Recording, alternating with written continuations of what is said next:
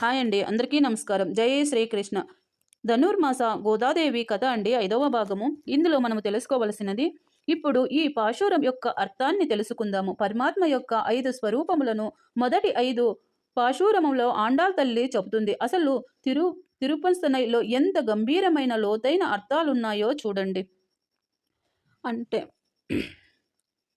అంటే అనంతమైన వేదములు ఉన్నప్పటికీ బీజం ఎలాగైతే ఉంటుందో అలాగే పెద్ద వృక్షం ఉందనుకోండి. దానికి మూలం ఏమిటి? బీజం అంటే విత్తనం. ఆ మహావృక్షానికి కాయలుంటాయి, పండ్లుంటాయి, కొమ్మలుంటాయి, ఆకులుంటాయి.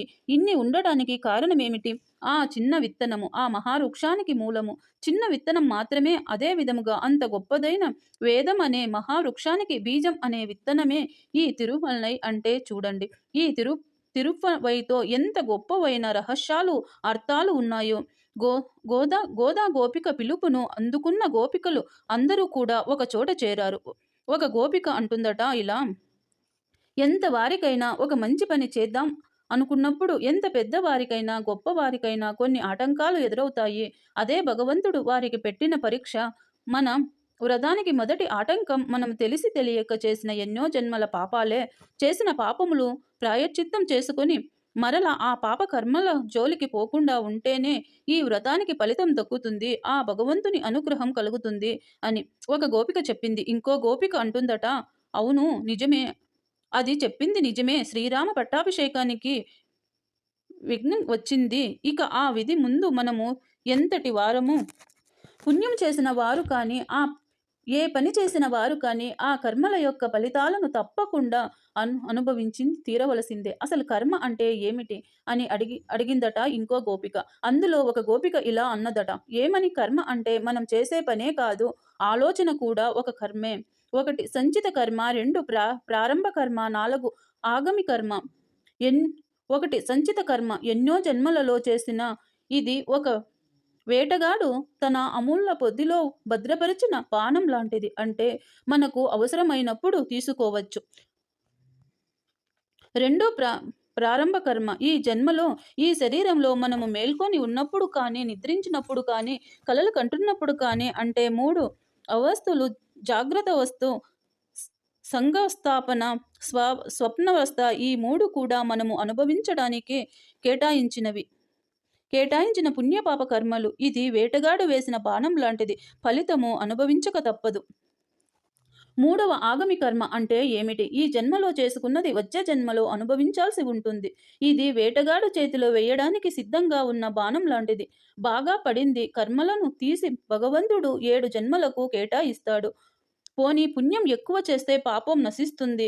అబ్బే, అదేమి కుదరదు. దేని లెక్క దానిదే. పాపకర్మ పుణ్యకర్మ 2 దేనికది పోవాల్సిందే. అబ్బా, ఎంత చిక్కో చూడండి.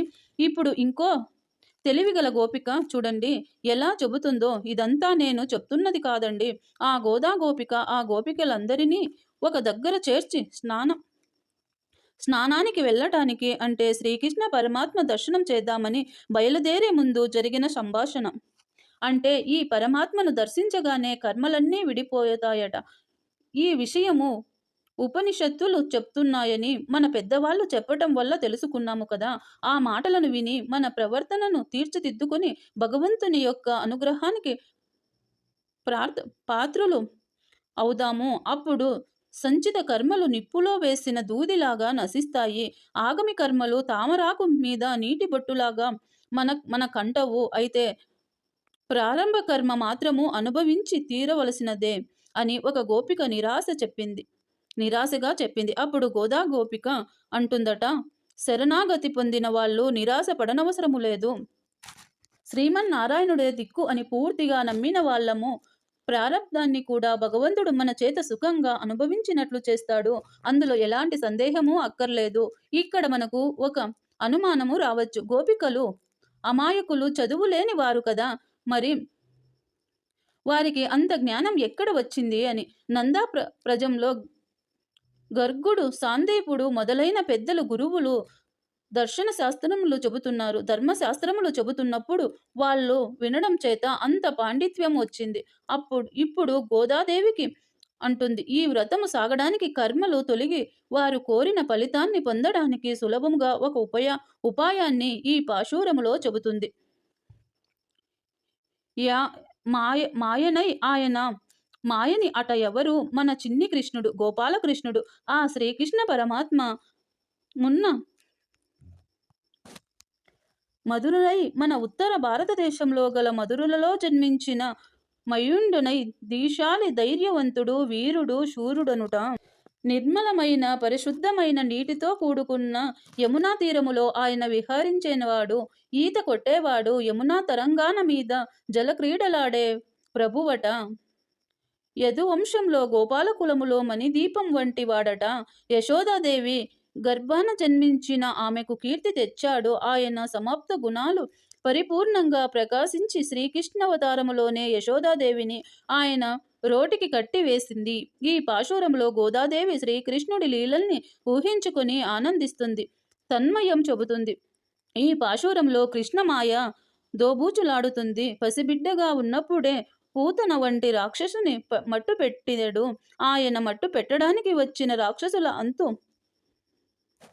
చూశాడు. అలాంటి బాలగోపాలుణ్ణి అల్లరి గోపకాంతుల గగ్గోర్లు భరించలేక ఆయన నడుముకి తాడు కట్టి రోటికి కట్టివేసింది యశోద తల్లి.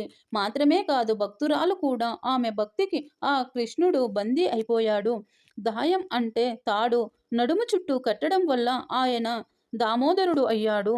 అలాంటి దామోదరుడికి దగ్గరికి మనం ఏకాగ్రతతో పరిశుద్ధగా పవిత్రమైన హృదయముతో వెళ్ళి పువ్వులను సమర్పించి పూజ చెయ్యాలి. అప్పుడు మన బంధాలు, సంసార బంధాలు కూడా తొలగిపోతాయి.